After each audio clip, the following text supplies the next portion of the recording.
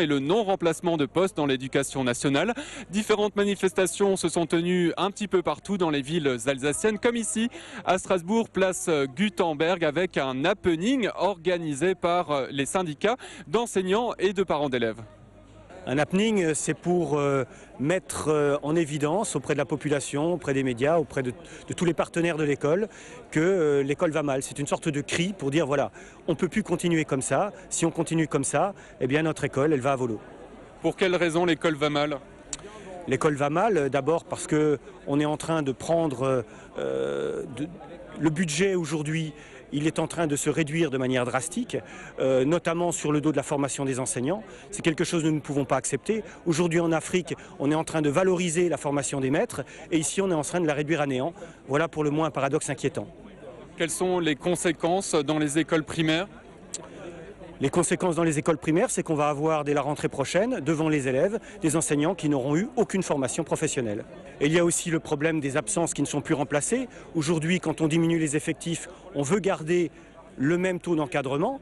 Garder le même taux d'encadrement, c'est très bien, mais c'est aux dépens d'autre chose. Et c'est aux dépens du remplacement des maîtres qui sont malades, tout simplement. Et ces remplacements qui ne sont plus assurés, eh bien c'est autant d'élèves qui n'ont plus de maître devant eux pendant une semaine, 2 semaines, 3 semaines. Et ça ne permet pas d'assurer la continuité du service public d'éducation. Nous trouvons ça tout à fait lamentable. Le ministre de l'Éducation minimisait cette manifestation en annonçant moins de 20% de grévistes. Qu'est-ce que vous attendez, vous, aujourd'hui ? Je pense qu'il y aura à peu près un tiers de grévistes. C'est vrai que nous pouvons espérer davantage, mais c'est la crise aujourd'hui et malgré le soutien de nos collègues, nous constatons bien qu'il leur est difficile de se passer d'une journée de salaire. Pour les parents, une inquiétude sur la capacité des futurs recrutés à enseigner correctement les matières à nos enfants, sur inquiétude aussi sur le non-remplacement des enseignants, tout simplement parce que nos enfants n'ont pas les cours auxquels ils ont droit. Ça nous pose problème sur leur formation future. Nous, ce qu'on demande, c'est que les réformes, parce que réformes, et bien entendu, il doit y avoir, parce que le système doit être réformé, parce qu'il y a des problèmes, effectivement, on en est conscient, mais dans l'intérêt des enfants et non pas dans l'intérêt des adultes ou des intérêts partisans. Mais du côté du gouvernement, les réformes suivent leur cours malgré les mobilisations ? Oui, bien sûr, elles suivent leur cours parce que effectivement, en face, on est divisé, les enseignants sont divisés, les parents sont pas forcément toujours d'accord, et surtout, l'information circule mal. Quand on informe bien les parents se rendent compte que où va la réforme. Alors c'est vrai que c'est un problème d'information, c'est un problème de travail de fond, et c'est vrai que pour les parents, quand les effets d'annonce, ça peut être alléchant. Je veux dire, c'est vrai qu'on présente les choses aux parents de manière à ce que les parents soient d'accord, mais on ne voit pas forcément toutes les conséquences. Alors, elle s'occupe également d'enfants handicapés, d'enfants présentant des troubles, des enfants à problème. Et sans formation. Et sans formation spécifique. Donc, on en était à 1000 €, je le rappelle. 200, 1200 là-bas, 1300, j'ai entendu 2000, 2500, 3000, 4000. Non, vous exagérez, ça ne vaut pas autant. Comment ça vaut pas autant? Avec le non-remplacement de postes dans l'éducation nationale, certains restent sur le carreau.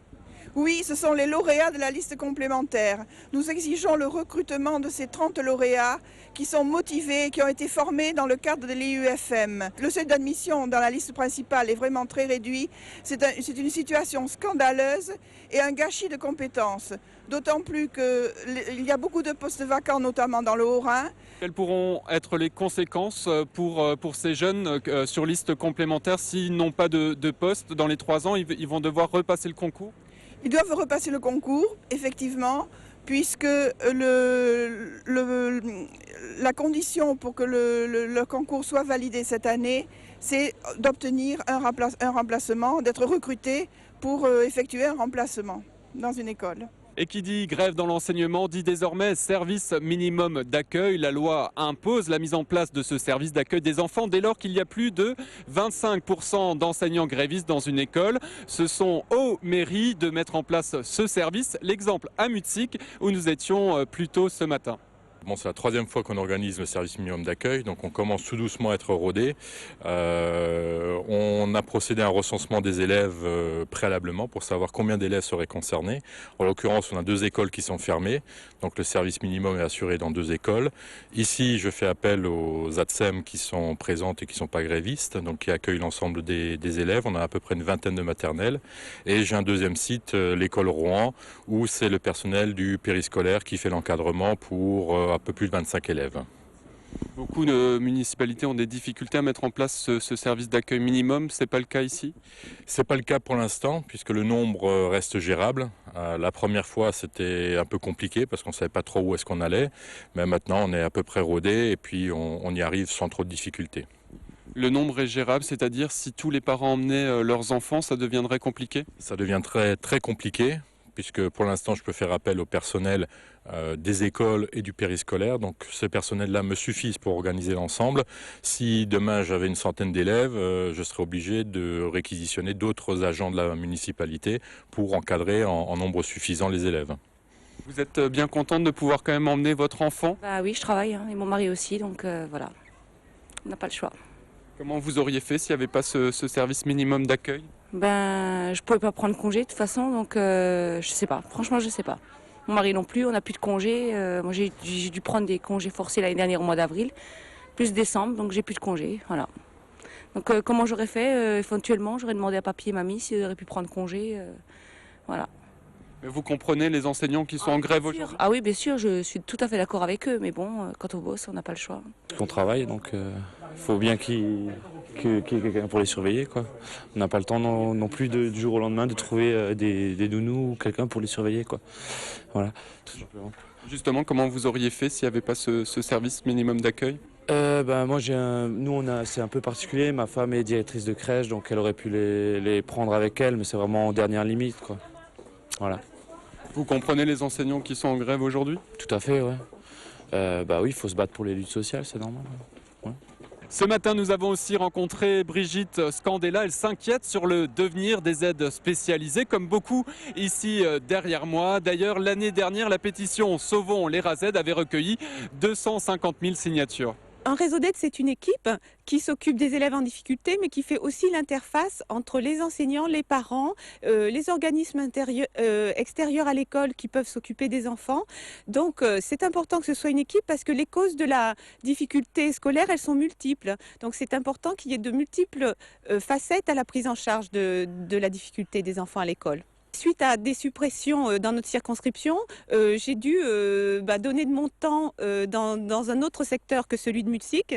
Donc du coup, oui, il y a des demandes qui restent en attente.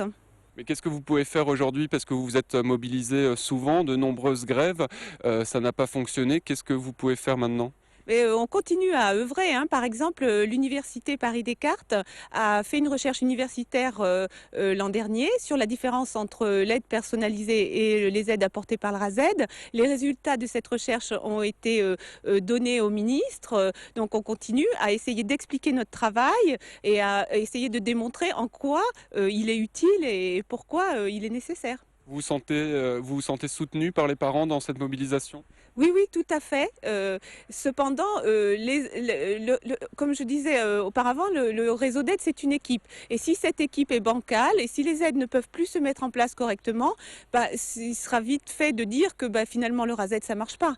Et donc, du coup, voilà. Ce que nous aimerions, c'est une véritable évaluation aussi des RASED qui n'a pas été faite pour voir effectivement à quoi ça sert et pourquoi